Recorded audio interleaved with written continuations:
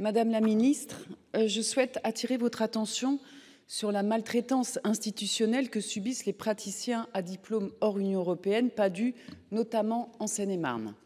Notre pays, comme d'autres en Europe, externalise les coûts de formation des médecins pour importer à bas coût une main-d'œuvre médicale qualifiée, tout en organisant la pénurie par des dispositifs comme le numerus clausus et maintenant le numerus apertus, afin de fragiliser carrière, salaire et services publics dans notre hôpital public.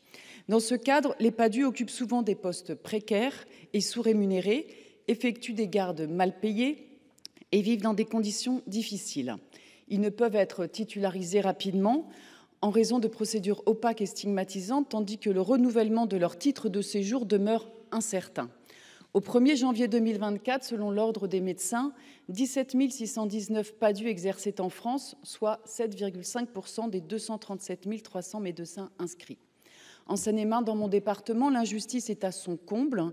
Le Trésor public réclame à 50 de ses praticiens le remboursement de 2,7 millions d'euros de primes, partie intégrante de leur contrat de travail, versés par le grand hôpital de l'Est francilien pour pallier la pénurie médicale.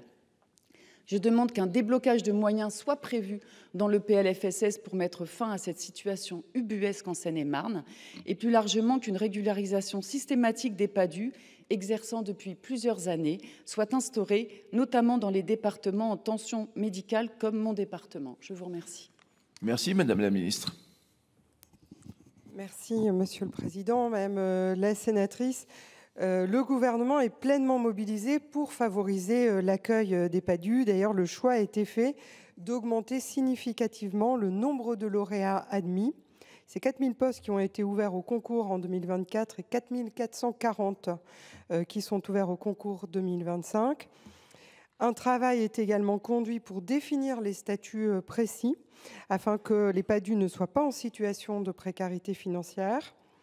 La loi Valletoux a ainsi permis la création d'une attestation d'exercice provisoire pour l'accueil des PADHUE en amont des concours et également le statut de praticien associé contractuel temporaire, le pacte, permettant le recrutement des PADHUE titulaires d'une telle attestation.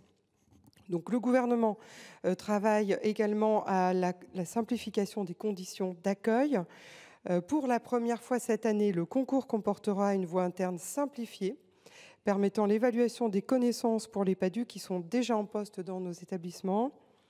Et la ministre de la Santé souhaite par ailleurs transformer ce concours en examen, disposition qui a été déjà adoptée par le Sénat en mai 2025 dans le cadre de la proposition de loi du président Mouillet, dont nous espérons qu'elle pourra prochainement être inscrite à l'Assemblée nationale. Et enfin, le gouvernement entend améliorer l'accompagnement des PADHUE durant le parcours de consolidation des compétences qui suit la réussite au concours, avec dorénavant une inscription à l'université systématique et un suivi par le coordinateur de la spécialité concernée. Ces praticiens apportent une vraie contribution précieuse à l'accès aux soins dans notre pays, notamment dans les territoires les plus isolés. C'est pourquoi nous mettons tout en œuvre pour renforcer leur intégration. Merci, chers collègues, pour 23 secondes. Oui, merci Madame la Ministre de ces précisions pour une régularisation en fait des PADHUE et de l'activité qu'ils exercent dans notre pays, et en espérant que l'application soit la plus rapide possible et qu'elle soit à la mesure des besoins. Et moi, j'insiste sur la situation du grand hôpital de l'Est francilien. Ce dossier révèle la misère de l'hôpital public et elle révèle aussi l'exploitation qu'on a fait de ces PADHUE qui aujourd'hui touchent 1 100 € alors qu'ils doivent rembourser 30 à 100 000 € qui leur sont réclamés par le Trésor public. Cette situation est inacceptable et je pense que le gouvernement ne peut pas s'en laver les mains. Je vous remercie. Merci.